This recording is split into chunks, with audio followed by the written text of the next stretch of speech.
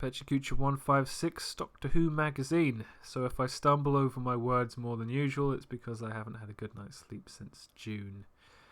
Right, let's get on with it. So Doctor Who magazine is a bigger than A3 trade paperback I took out of my local library. I took photos of it because it's literally too big to scan, based obviously on Doctor Who, the BBC TV show. This is the Matt Smith run, which might be 2 Doctors ago. Didn't think I'd like it as much as I did. I am a sci-fi guy. I have seen the occasional episode of Doctor Who, but I don't really watch it. But I could. I obviously could. It's good stuff. First story starts with, I think her name is Clara, Doctor Who's assistant. In the middle of a sandstorm, she meets a famous historical figure whose name escapes me right now. Amy Johnson, maybe. She's, I think, flew around the world in a plane in the 30s or something. And of course, science fiction giant bug monsters show up because reasons. Something's got to happen. And then there are good bug monsters who are also assholes, and then blah blah blah. Hilarity ensues. I feel like every issue could be a story, an hour-long story for the show, but I don't know. At the end of this story, Amy Johnson, who obviously dies because she's a historical figure, is saved by the Doctor and Clara, and she goes and lives in a massive metropolitan alien place called I've forgotten what it's called. Yeah, this is what happens when you don't sleep. So the second story, different art style, maybe the worst in the comic, which has a large variety of art styles. Doctor Who and his assistant find themselves trapped in a amusement park where people aren't allowed to leave in a parallel future timeline. It turns out the creator of the park is under the amusement park, a la urban myths about Walt Disney. Doctor Who manages to basically save the day, and this was maybe not explaining these things very well. Yeah, sleep is great. I wish I had some more.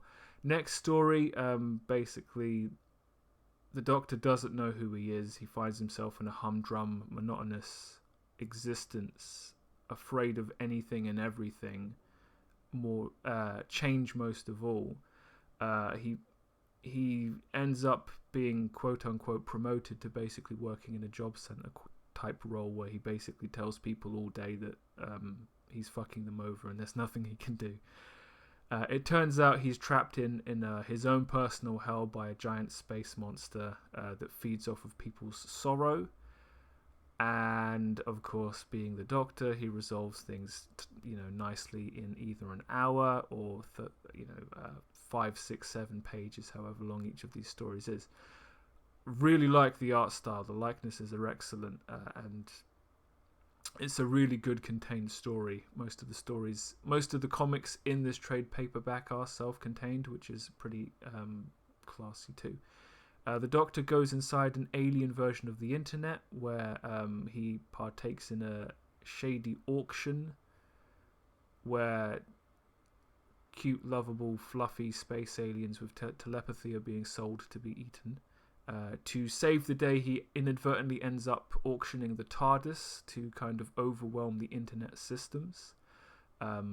He's been set up by an organization based on Earth called Wonderland that know about aliens and are trying to protect the Earth. And they know about the Doctor. The Doctor knows about them, but they're kind of trying to avoid each other.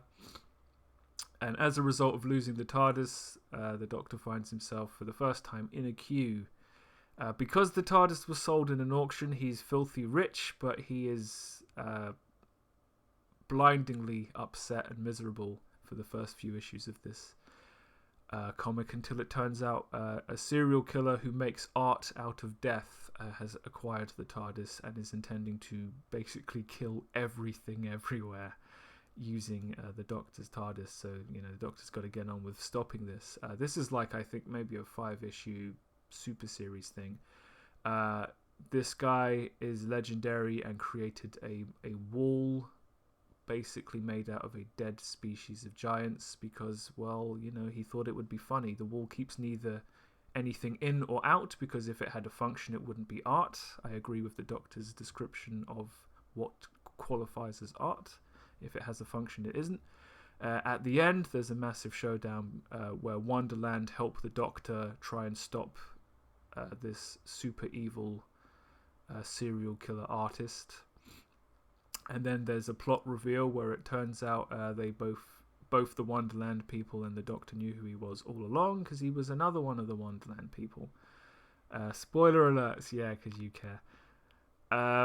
So he gives his rationale for why he wants to destroy everything in the everything in the universe. Basically, he was going to kill everything except humans, because it's his job at Wonderland to protect the Earth, and he just took it to an extreme. Another great thing about this massive book is every story has a breakdown of the creative process by both the writer and the artist, and there's an awful lot of interesting stuff in here, even more so than just the occasional sketch and pencil version. And the book overall is quite cheap. I might have to start collecting Doctor Who comics. Didn't think I'd hear myself say that. So I also picked up a tax guide because I have to pay my own taxes this year because I'm employed, but technically I'm self-employed. It's out of date. It's from the library, and I didn't think all the information would be wrong, but apparently it is. Fun times.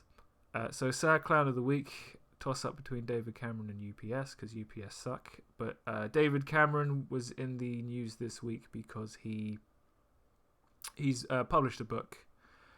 He was bad-mouthing Boris Johnson. He believes Johnson changed from, in the Brexit referendum, campaigning for Remain and switched to Leave, basically as a calculated manoeuvre to position himself in the future to become the next Prime Minister. And lo and behold, here we are.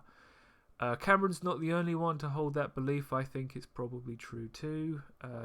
When Johnson switched sides, he definitely took a few percentage points of the general public with him, and that was it was a swing vote.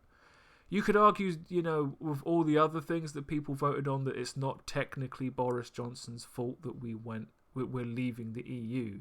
But there's one person you can definitely blame, and that's David Cameron, because he's the one who put this whole referendum on the table as a silly attempt to leverage more concessions out of the European Union. Who's conceding now, right? That brings us to the end of Pecha Kucha 156. It's been 3 years of these. Maybe we'll see 3 years more. Not intending to stop. Intending to do more stuff to go with it. But I'll see you next time.